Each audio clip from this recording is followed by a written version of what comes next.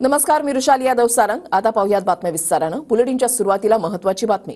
5व्या टप्प्यामध्ये महाराष्ट्रामध्ये 54.33% मतदान झालेलं आहे। महाराष्ट्रामध्ये दिंडोरीमध्ये सर्वाधिक 62.66% मतदान झालंय। महाराष्ट्रामध्ये कल्याण डोंबिवलीमध्ये सर्वात कमी 47.08% मतदान झालेलं आहे। तर कुठे किती मतदान झालेलं आहे तर धुळ्यामध्ये 56.61% मतदान झालंय। दिंडोरीमध्ये 62.66%, नाशिकमध्ये 57.10% मतदान झालेलं आहे।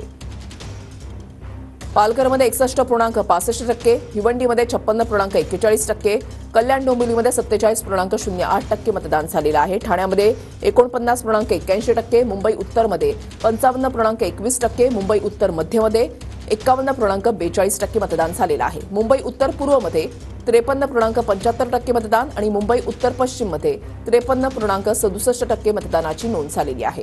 मुंबई दक्षिणमध्ये 47.70% मतदान, मुंबई दक्षिण मध्यमध्ये 51.88% मतदान झालेलं आहे।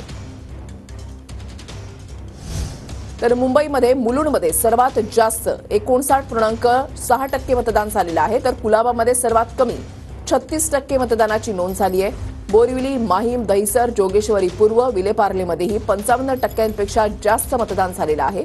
मराठी मतदारांसह गुजराती आणि अल्पसंख्याक मतदारांची संख्या ही जास्त होती।